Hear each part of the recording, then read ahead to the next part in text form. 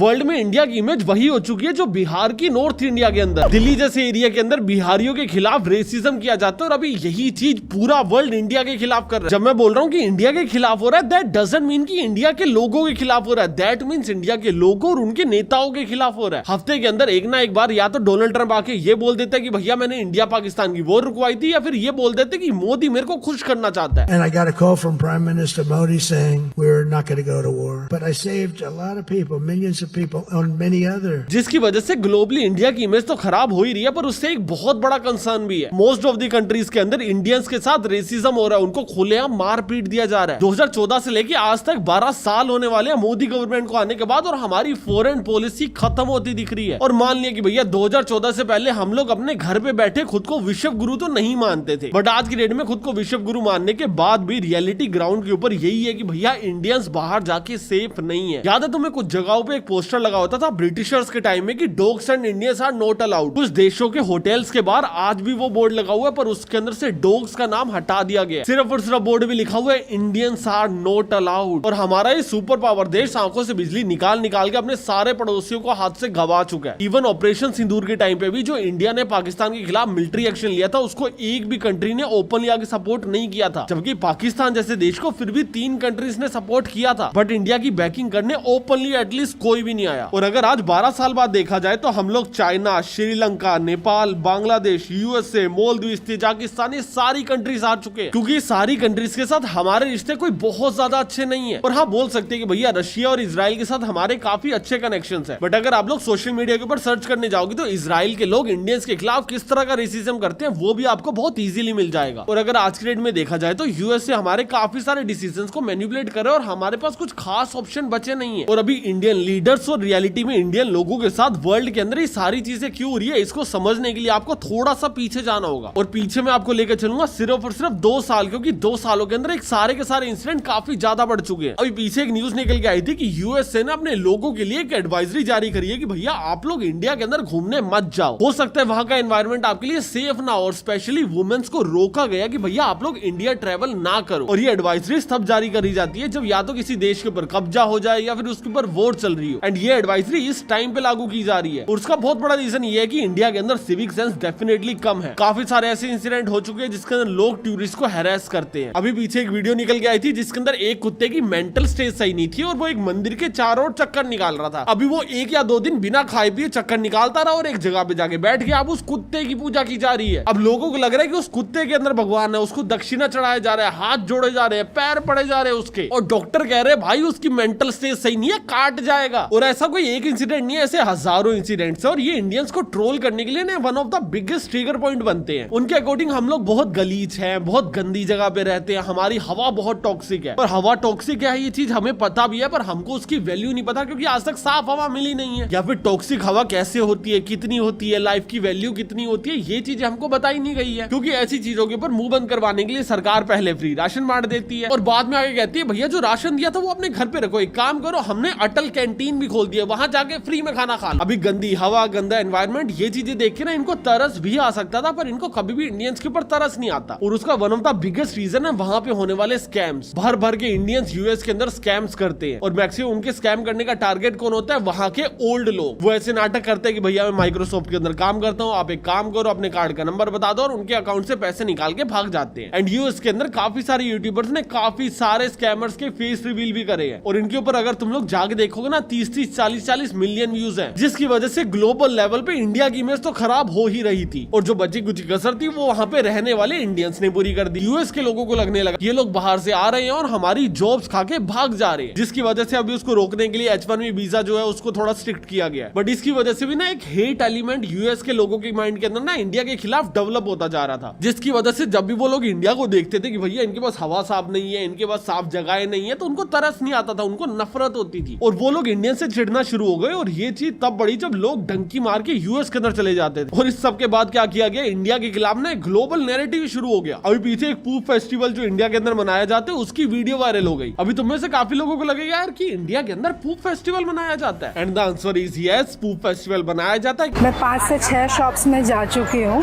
हर कोई गाली बक रहा है, Indian people, yes I know you won't buy anything. और इसकी वजह से ऐसा कंटेंट इंटरनेट के ऊपर बहुत ज्यादा सर्कुलेट होना शुरू हुआ और इंडियंस की बदनामी होनी शुरू हुई। Go back. But I'm Go Canadian. back. India. I'm Canadian, ma'am.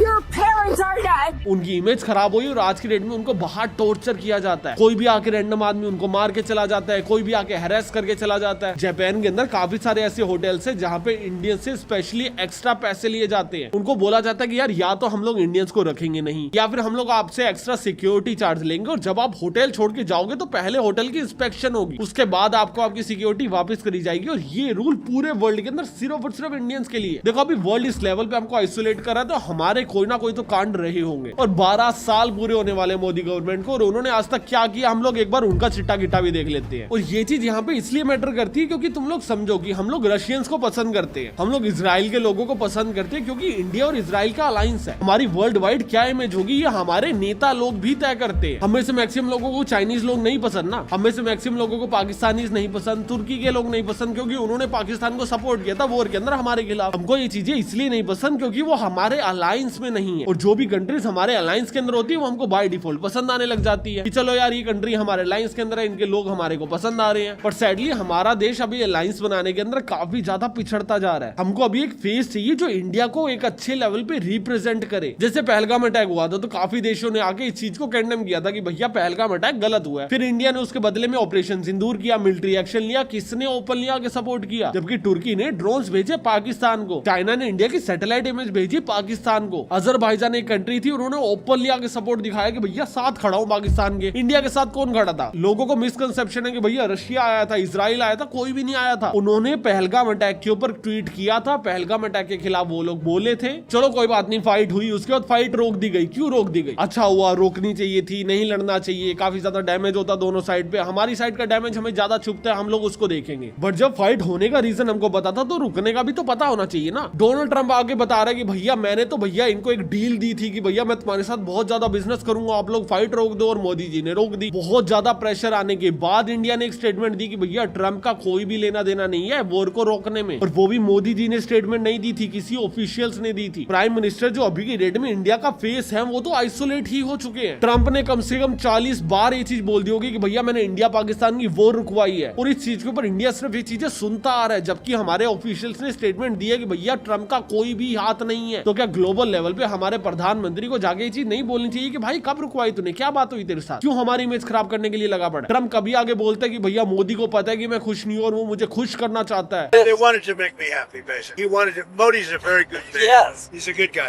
He knew I was not happy, and it was important to make me happy. They do trade, and we can raise tariffs on them very quickly, and it would be People are very afraid bad of for that. them. कभी Trump आगे बोलता है कि मोदी ने मेरे से पूछा था may I see you please. Prime Minister Modi came to see me. Sir, may I see you, please? Yes.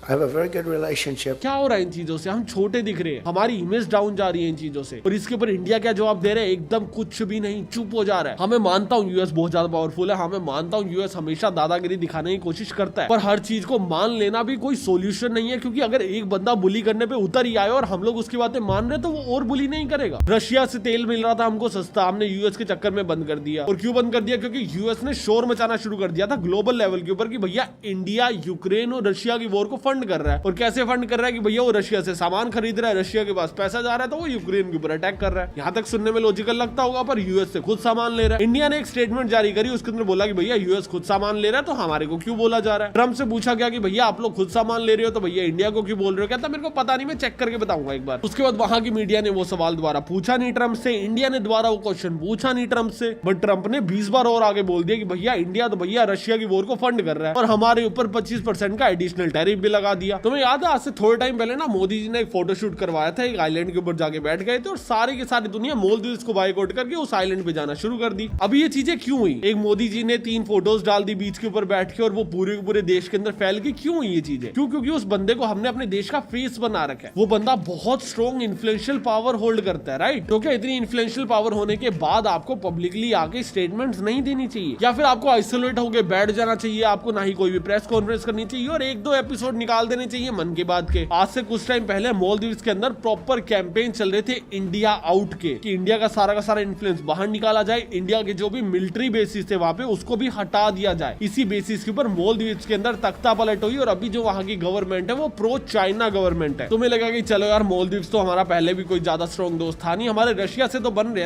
हैं पर हम उनसे ट्रेड नहीं कर पा रहे हैं। रशिया के पास बहुत सारा ऑयल है जिसको हम लोग खरीद नहीं पा रहे हैं। क्यों? क्योंकि यूएस से बीच में आगे टांग अड़ा रहे हैं और हम लोग उसकी बात मान जा रहे हैं। और अभी तुम में से कुछ लोग बोलेंगे कि चलो यार हमारी चाइना से तो फाइनली बननी शुरू हो गई है ना, क्योंकि जब यूएसए वर्सेस इंडिया चल रहा था उसके बीच में चाइना ने हमें काफी ज्यादा सपोर्ट किया, चाइना ने एक हाथ बढ़ाया, चाइना की गवर्नमेंट और बीजेपी की गवर्नमेंट मिल भी रही है। अभी आरएसएस के साथ चाइना की गवर्नमेंट ने मीटिंग भी करी है, तो कुछ ना कुछ तो हो ही रहा होगा। एग्जैक्टली हो भी रहा है। चाइना इंडिया की धरती के ऊपर दोबारा कब्जा करने की कोशिश कर रहा है। लद्दाख के कुछ एरियाज को चाइना खुद का क्लेम कर रहा है और अरुणाचल प्रदेश को चाइना खुद का ही क्लेम कर दे रहा है। और वो भी अलायंस होने के बाद, ये राजीनामा होने के बाद ये चीजें हो रही है। और पीओके के अंदर ना एक जगह है शेखसगम वैली, उसको भी चाइना कंट्रोल के अंदर ले रहा है और वहां पे सड़क बना रहा है। बांग्लादेश की जो भी डिक्टेटर थी शेख हसीना, उसको इंडिया ने अभी पनाह दे रखी है और उसको बांग्लादेश के अंदर मौत की सजा हो चुकी है और इंडियन गवर्नमेंट शेख हसीना को रिलीज नहीं कर रही है। अभी उनको रिलीज करना है नहीं करना वो उनकी इंटरनल पॉलिसी है, मेरे को उसके बारे में ज्यादा पता नहीं और ना ही मुझे कमेंट करना। बट रियलिटी क्या है, इस चक्कर में हम लोग बांग्लादेश से अपना अलायंस खराब कर रहे हैं। और आज से कुछ टाइम पहले बांग्लादेश ने एक और मैप निकाला था जिसका नाम था ग्रेटर बांग्लादेश, जिसके अंदर वो भी इंडियन टेरिटरीज को खुद का क्लेम कर रहे थे। और जिनको नहीं पता 2022 से पहले तजाकिस्तान के अंदर हमारा एक मिलिट्री बेस था जिसको हम लोग पाकिस्तान के ऊपर नजर रखने के लिए यूज करते थे और 2022 के अंदर हमारे पास उससे भी एक्सेस चला गया है। ऑलमोस्ट 20 साल से हमारी आर्मी उस बेस को हैंडल कर रही थी और अभी 2022 के अंदर पूरे बेस को क्लोज कर दिया गया। अगर हम लोग कनाडा की बात करें तो कनाडा के अंदर खालिस्तान मूवमेंट प्रोटेस्ट हो रहे हैं और कनाडा की गवर्नमेंट उन चीजों को रोक भी नहीं रही है। और खालिस्तान प्रोटेस्ट मतलब एंटी इंडिया प्रोटेस्ट। खालिस्तान वो बॉडी है जो कहती है कि भैया पंजाब इंडिया का पार्ट नहीं है और पंजाब को एक अलग देश होना चाहिए। अगर हम लोग नेपाल की बात करें तो उनकी कुछ पॉलिसीज ऐसी बनती दिख रही है जिसके अंदर वो चाइना के ऊपर ज्यादा सपोर्ट हो रहे हैं। उन्होंने भी एक नया मैप निकाला था जिसके अंदर नेपाल ने क्लेम किया था कि भैया इंडिया की कुछ टेरिटरीज नेपाल की है। ईरान के अंदर इंडिया ने एक चाबार पोर्ट बनाया था जिसको वो यूज करने वाला था पाकिस्तान को बाईपास करने के लिए, क्योंकि अगर हम लोग रशिया को डायरेक्टली सामान बेचना चाहते हैं तो हम लोग चाबार पोर्ट का यूज करते थे। और अभी हुआ क्या कि ईरान के अंदर प्रोटेस्ट हो रहे हैं और जो भी कंट्रीज ईरान से ट्रेड कर रही है उसके ऊपर 25% एडिशनल टैरिफ लगेगा। ये चीज डोनाल्ड ट्रंप ने बोल दी है। इंडियन गवर्नमेंट का बोलना है कि ये चीजें हमारे ऊपर लागू नहीं होती है क्योंकि हमको थोड़ा बहुत सैंक्शंस मिला हुआ था और हम इन सैंक्शंस को थोड़ा बहुत आगे बढ़ाने की कोशिश करेंगे और हम यूएस से टच में है। बट चाबार पोर्ट इंडिया के लिए एक बहुत ही स्ट्रेटेजिक लोकेशन है और अगर ऊंच नीच होती है तो इंडिया को इसके ऊपर भी बहुत ज्यादा डैमेज होने वाला है और उसका रीजन भी अगेन बैकएंड के अंदर यूएस से ही रहेगा। एंड यस, यूएस के साथ तो हमारी अड़बड़ चल ही रही है। आज से कुछ टाइम पहले यूएस और इंडिया एक अलायंस बन के रहते थे पर अभी की डेट में यूएस और इंडिया का बढ़िया नहीं चल रहा है। और अगर तुम्हें रियलिटी चेक दूं तो यूएस और पाकिस्तान की ट्रेड डील हो चुकी है पर इंडिया और यूएस की ट्रेड डील अभी तक नहीं हुई है। जो पिछले साल की स्टार्टिंग के अंदर हो जानी चाहिए थी वो इस साल तक की स्टार्टिंग तक भी नहीं हुई है। देखो अभी फॉरेन पॉलिसी बनाने वाले लोग ना हमसे बहुत ज्यादा स्मार्ट है, उनको अकल है कि भैया क्या बात कहाँ बोलनी है कहाँ नहीं बोलनी है, हम लोग उनके ऊपर छोड़ सकते हैं चीजें। पर हमारे पास भी इतना हक है कि हम लोग उनके काम को जज कर सके कि वो अच्छा हो रहा है या नहीं हो रहा। हम लोग कुछ बेनिफिट ऑफ डाउट्स दे सकते हैं कि ठीक है यार कंडीशन सही नहीं होगी, ठीक है यार माहौल सही नहीं होगा, हो सकता है 2-4 चीजें हमारे खिलाफ हो जाएं। पर तजाकिस्तान हाथ से जा रहा है, रशिया से काम नहीं कर पा रहे हैं, ईरान का पोर्ट भी खतरे के अंदर बैठा है, श्रीलंका भी खतरे के अंदर है। पर काम कैसा हो रहा है कैसा नहीं हो रहा है इसको जज करने की पावर्स भी हमारे पास होनी चाहिए। और अगर शॉर्ट के अंदर समराइज करूं तो इंडिया की ऑलरेडी इमेज काफी ज्यादा खराब हो चुकी है। हमारी पावर अपने पड़ोसियों के ऊपर खत्म हो चुकी है, यूएस हमको इंटरनेशनल लेवल के ऊपर ट्रोल कर रहा है, लोग इंडियंस को इंटरनेशनल लेवल के ऊपर ट्रोल कर रहे हैं। और इसके लिए ना हमारी सरकार को जल्द से जल्द कुछ करना चाहिए जिससे इंडिया की इमेज ग्लोबल लेवल के ऊपर खराब होनी बंद हो।